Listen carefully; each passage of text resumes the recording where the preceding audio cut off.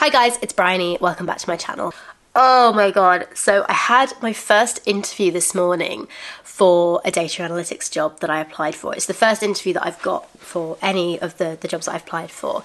And I was nervous about it going in because it's the first one, but also it's a company I really like the look of and I think that I would be a good fit for. And, you know, I prepared and everything. I had my CV printed out. I had my notes written down. I had the questions I wanted to ask them there. I, put my nice smart top on that makes, is one of my colours. I think it makes me look good. Had my hair done nicely. I might have changed it since actually I did the interview earlier. And, I even had my mum on standby in case Oren was sick and couldn't go to nursery. Like, I thought I'd covered everything. And then I went into the interview. It was a virtual interview and Microsoft Teams was playing up for me.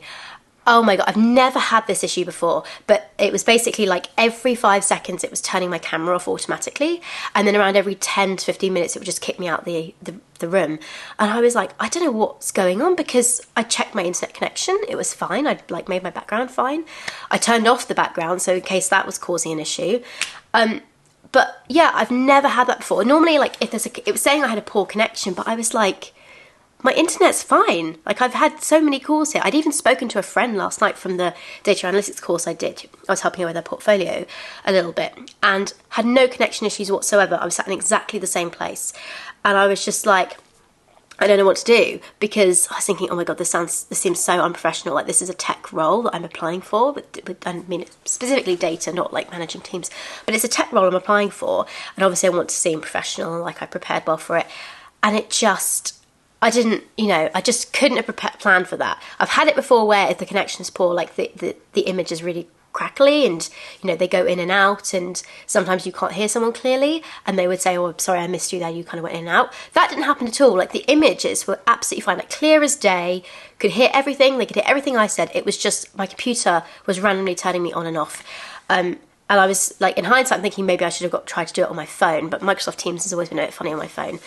But yeah, so that was really gutting, actually, because I was like, I thought I'd done everything I could to prepare, but I was just not prepared for that. And it did throw me a little bit at the beginning. So yeah, that was a bit of a disaster. But aside from that, I think actually in terms of like the questions I was asked and the way I answered them, I think I did well on that. And I think I came across well with that. So I'm hoping that maybe the fact that I was able to keep going shows that I'm good at dealing with adversity.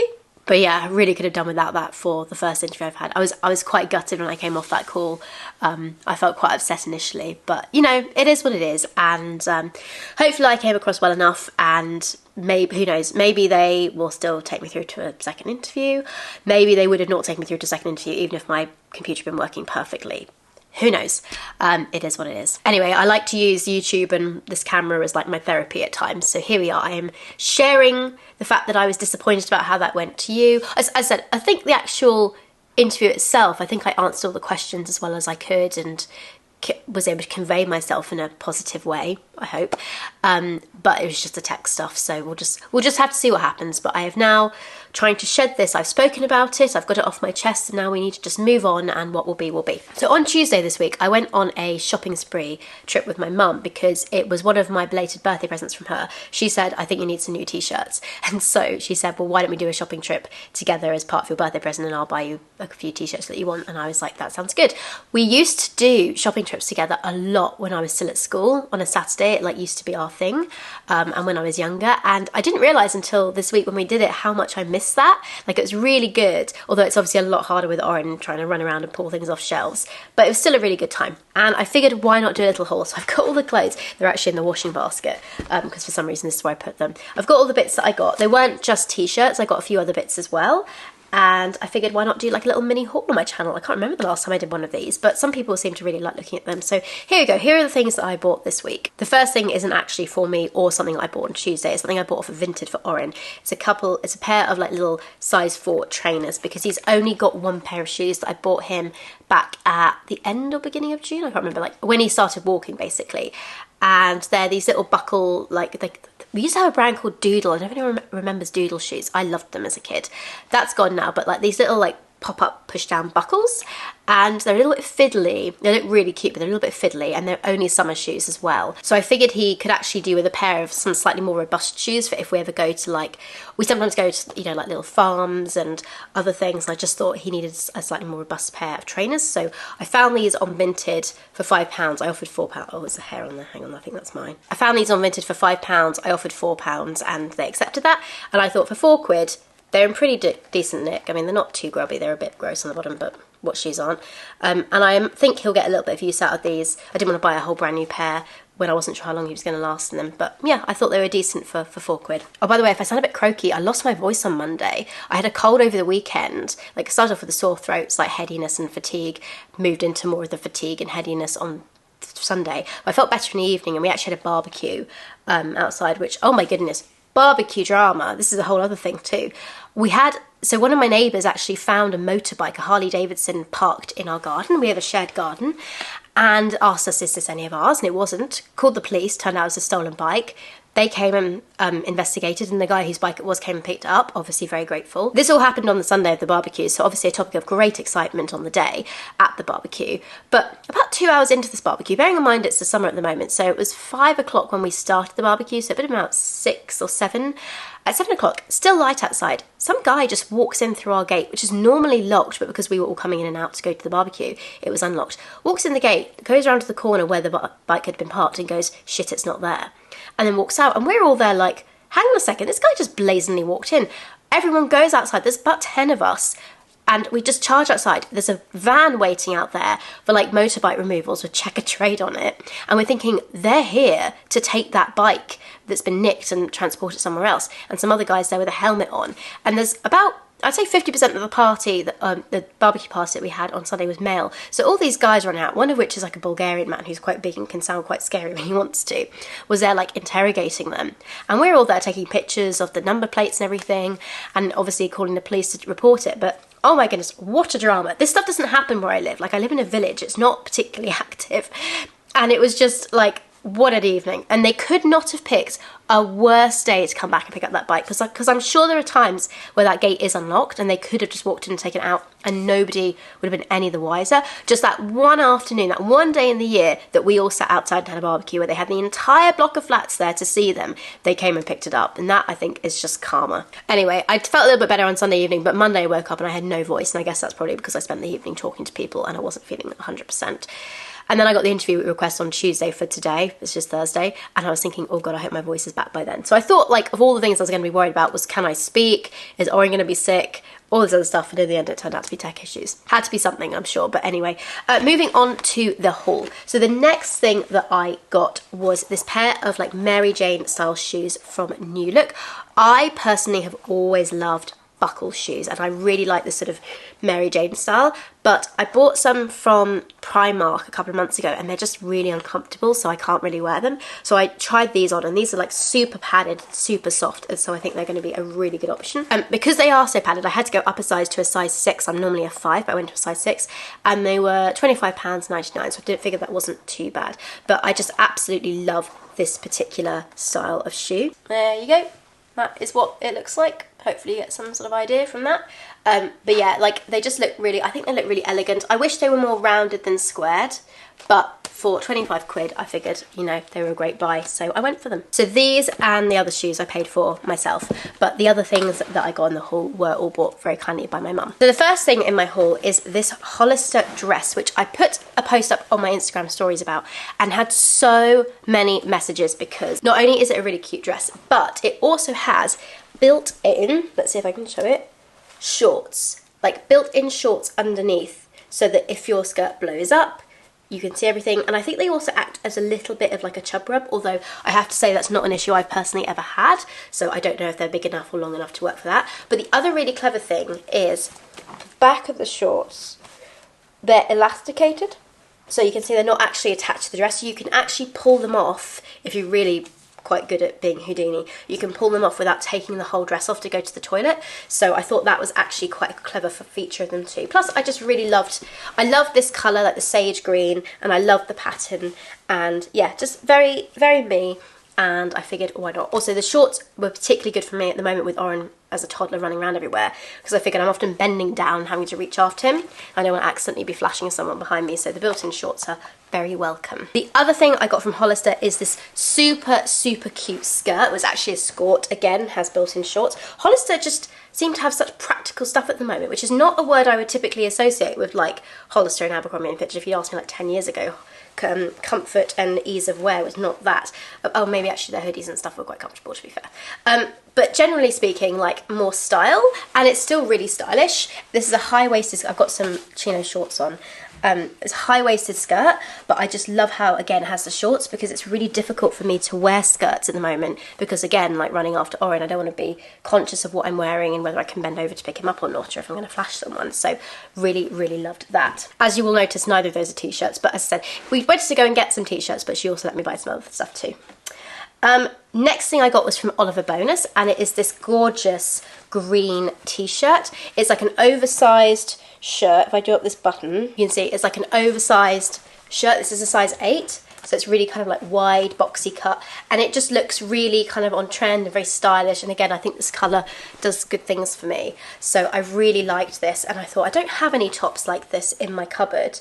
But the other benefit is you can see it's got pockets over here, and if you've followed me for a while, you'll know I'm not a big fan of bras. I am actually wearing one today for my interview, but typically I like to go braless, or have the option to go braless, and this top, you cannot tell whether or not I'm wearing a bra on it because of the way the pockets are lined up and how it's like the cut of the top and stuff too. So I really like this one. This one was quite expensive though. I mean, obviously my mum paid for it, but I didn't realise it was like 55 quid, or I might have said, oh, actually I'm okay, but she very kindly got it for me. And then the next place that we went was Superdry, and Superdry is always like a store that surprises me, because I have kind of like a tomboyish style and then a very girly, like puffy sleeve style. Hollister and Superdry seem to be like my shops that mostly represent those two styles. So one of the things I got was the shorts I'm currently wearing. So I got these chino shorts because I felt like I didn't have enough plain shorts in my collection. I have like a pair of denim patchwork shorts that I had from before I was pregnant, and to be honest, like my thighs have got a bit bigger since then, so they don't really fit. And then I have a pair of denim shorts which are cargo style, which are, to be honest, a little bit too big on my waist. I got them when I was quite early postpartum, and they now are too big for me. And then I have a couple of pattern shorts which are lovely, but I also have a lot of pattern t-shirts, and so they don't work together unless I'm wearing a plain top. So I really needed another pair of plain shorts, so I thought some chino shorts would be good, and these ones turned out to be great, and they're really comfy. They are slightly big on the back, so they do give a bit at the back here, and they're kind of like a lower low waist cut, but because there's more room in them, I think that's quite good, because I'm still very prone to bloating at the moment. That's kind of like my symptom that's remained postpartum, is I'm prone to bloating, so having a bit of room in them is not a bad thing, and so I decided I would go ahead and get them, and I love the style and everything, so that's great. And t-shirt wise, I got 3 tops from there. So I got this t-shirt, which I absolutely love. This is just me in a shirt. It's this kind of baseball raglan style t-shirt. It's slightly cropped, it's not massively cropped, but it's not too long, and I just absolutely love this, like this, the way that the sleeves are done here, the colour blocks. It's just a style I really love, so I'm so thrilled to have got this t-shirt. This might be my favourite t-shirt that I picked up, although to be fair, they're all for like different purposes, so you know. And then I just got 2 sort of more basic tees. So I got this navy and white one, just a simple, you know, crew necked t-shirt, and then I got that basically the exact same t-shirt but in a dark blue and a light blue colourway too. So that is what I got this weekend, but it's really nice to actually do some shopping for me, because I can't remember the last time I went and looked for clothes for myself. I'm always looking for stuff for Oren, because obviously being a baby and a toddler, he grew really quickly and is growing really quickly. So I'm constantly having to buy, you know, new things for him. And so, you know, constantly looking at stuff for him, but I can't remember the last time I went shopping for me. So it was actually really nice to just have that little fun time with my mum. In other good news, Oren has now officially been discharged from the dietitian, which if you've followed me for a while, you'll know that we had this whole issue with his weight when he was younger. He started like not gaining weight. He initially didn't gain weight very well, and then he started losing quite a lot of weight, and then we found out he had an allergy, and I had to cut out dairy from my diet and give him a dairy-free formula top up, and all this stuff. And he is now at the point where he's done the full milk ladder, and he's been fine, and he's gaining weight well. In fact, he's gone from where he was born on the 25th, and then he dropped off the bottom of the chart. Like, he lost so much weight, he was off the bottom. Finally, we got back on there, and he's now got to the point where I think he's now between the 25th and the 50th centile for his weight. So he's done so well. I'm so proud of him, and I'm so relieved. But yeah, that also means that the dietitian was able to sign us off because he's done so well. And he's also eating a pretty good variety of foods too. So I just have to be conscious about making sure he gets enough calcium and enough iron. But other than that, which I think he is already, actually, I think I do a good job of that as it is.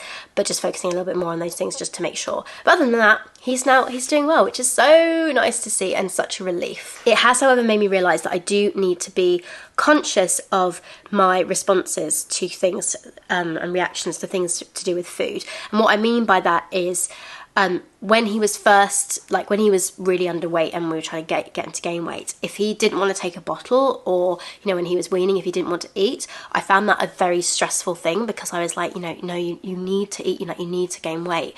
And so I would, try everything to get him to just eat something, or just to drink something, rather than just being like, okay, he's sending me a message that actually he's all right. And so now that I know actually his weight is fine and he's doing well now and we don't need to worry about this anymore, I need to try and shift my thinking away from I need to make sure he eats something into actually it's okay if he says he doesn't want something. I realised this a couple of weeks ago when I had an evening that I had made Oren, I think, some risotto or something, and he refused to eat it. Like, he refused to even try a mouthful. And he's had this meal before and he likes it, so I knew it was something he liked, but he was just not even prepared to go near this food. And old me would have been really upset about it and trying to get him to eat it. And then when he didn't eat that, I would have gone and just found something, peanut butter sandwich, some fruit or whatever. But I was conscious that I really don't want to get into bad habits with him around food. I don't want him to get into, because he's at the point now where, he's a clever kid and toddlers know more than we think. And I don't want him to get to a point where he can figure out, actually, if I don't eat what mum gives me first time, she'll give me whatever I want. So I was like, okay, I can see from looking at you that you're a good weight now. You're clearly not wasting away. You're refusing to eat this. And if I was in my old mindset, I would just go and get you that sandwich or some fruit or something. But I know that you like this meal, and if you are hungry, you will eat it. So I'm just going to get you down from the table, and we're just going to not have food. You're going to wait until you give it an hour and see if you're hungry then. So I took him down, and he went off, and he, was upset initially, but then he went off and played. I brought the food over to the sofa and just left it there, and then just, if he ever came up to me and looked at it, I would offer him a spoonful, and he would just turn away and say, no, we don't want that. And we did that for the whole evening, and he actually ends up not eating anything at all, which I was so nervous about. But I was like, no, he likes this meal. If he's hungry, he will eat it. And he had, in fairness, been snacking quite a bit in the early afternoon. So I knew that he'd had breakfast, he'd had morning snack, he'd had lunch, and he'd had some afternoon snacks. So it wasn't like he hadn't eaten. And I was just conscious of I can't offer him stuff that he likes just every single time he doesn't eat a meal. I've got to just kind of relax about this. Here's food. If he wants it, he'll eat it. And he ended up not eating it at all, and he went to bed having not had anything else. But he does get a bottle before he goes to bed, and he slept absolutely fine. So clearly he actually wasn't hungry. He was just full, and because he played quite happily, and normally when he's hungry he gets really, really upset and really grizzly.